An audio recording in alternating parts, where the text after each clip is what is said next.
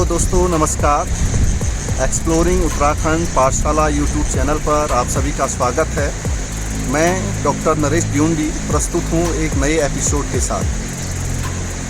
इस ब्रह्मांड में अनेक खगोलीय पिंड हैं और पृथ्वी इन खगोलीय पिंडों में से एकमात्र ऐसा खगोलीय पिंड है जिस पर जीवन संभव हुआ।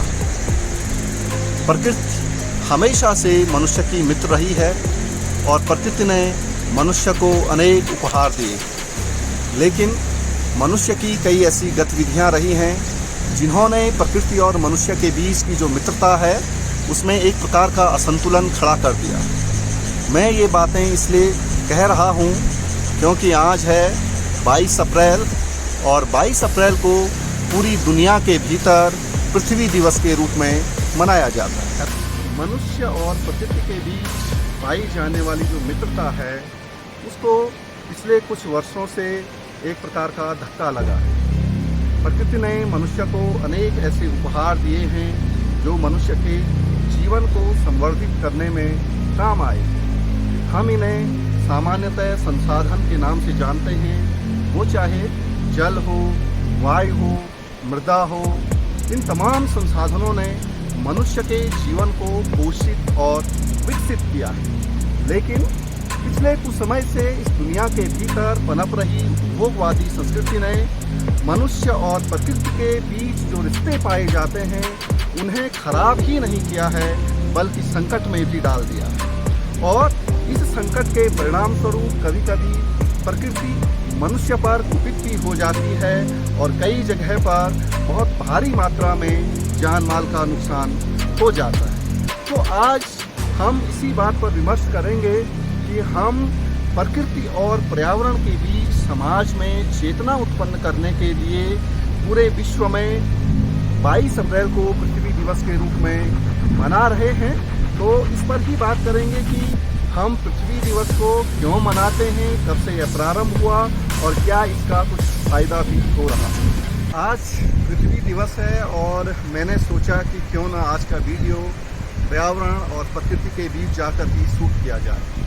मैं अभी एक सुंदर और निर्मल जलधारा के बीच एक गदेरे के किनारे पर खड़ा हूँ और आप देख रहे हैं कि मेरे पीछे एक शानदार गदेरा जिसे चुफलागाड़ के नाम से जाना जाता है और यदि थोड़ा साहित्यिक भाषा में कहें तो इसे उत्तर वाहिनी भी कहा जाता है। मैं इस स्वच्छ और सुंदर जलधारा के समीप खड़ा हूँ और यहीं पर मैं बात करूँगा कि आखिर हमें पृथ्वी दिवस मनाने की आवश्यकता क्यों पड़ी। हम सभी जानते हैं कि पश्चिमी देशों के अंदर औद्योगिक क्रांति के बाद एक ऐसी अवधारणा का उदय हुआ कि उन्होंने यह माना कि जितना ज़्यादा उपभोग होगा हम उतना ही ज़्यादा विकास करेंगे और इस रास्ते पर चलते हुए उन्होंने प्रकृति का, पर्यावरण का अंधाधुंध उपभोग किया, जिससे वहाँ पर एक प्रकार का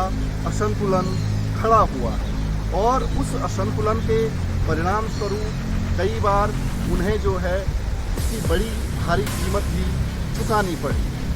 1970 के दशक के अंत में पश्चिमी देशों में पर्यावरणीय संकट के प्रति चिंताएं व्यक्त की गई और इसी के फलस्वरूप 1970 से 22 अप्रैल को पृथ्वी दिवस के रूप में मनाया जाने लगा।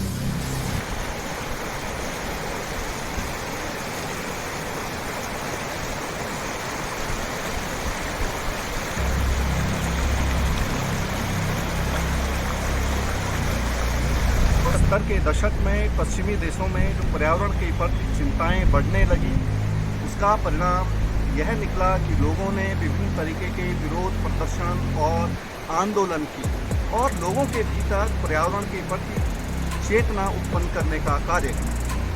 1969 में सांता बारबरा में तेल रिसाव होने के कारण अमेरिका के नागरिकों के भीतर भारी मात्रा में असंतोष उत्पन्न हुआ। 1970 में अमेरिका में विस्कॉन्सिन के जूनियर सीनेटर गेराल्ड नैक्सन ने यह तय किया कि वो इस साल एक दिन ऐसा मनाएंगे जिस दिन नागरिकों के प्रति और लोगों के भीतर पर्यावरण के प्रति चेतना और संवेदनशीलता उत्पन्न की जा सके। उन्होंने यह दिन तय किया 22 अप्रैल को। 22 अप्रैल का दिन तय करने का कारण यह था कि यह दिन लगभग बसंत के अवसान और अमेरिका में विश्वविद्यालयों की परीक्षा का प्रारंभ का दिन होता है। इसके बाद 22 अप्रैल को अमेरिका के भीतर लाखों लोगों ने पर्यावरण के प्रति चिंता व्यक्त करते हुए सड़कों पर रैलियां और विरोध प्रदर्शन किए और तब से पूरी दुनिया के भीतर 22 अप्रैल को पृथ्वी दिवस के रूप में मनाया जाता है।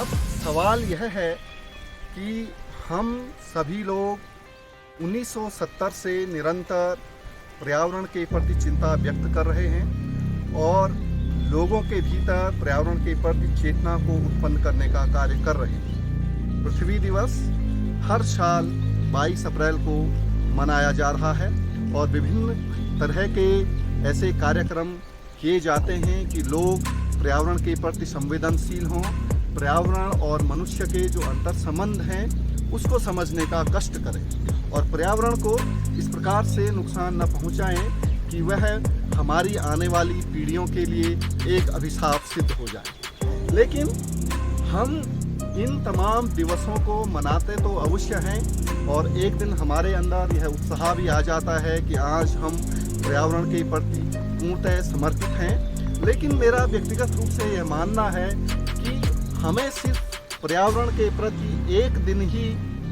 संवेदनशील नहीं होना है, बल्कि पर्यावरण के प्रति जो संवेदनशीलता है उसे अपने दिनचर्या का एक हिस्सा बनाना है। आशा है आपको मेरा ये एपिसोड पसंद आया होगा। अपनी प्रतिक्रिया कमेंट बॉक्स में अवश्य दीजिए और मेरे YouTube चैनल एक्सप्लोरिंग उत्तराखंड पाठशाला को सब्सक्राइब अवश्य कीजिए। धन्यवाद।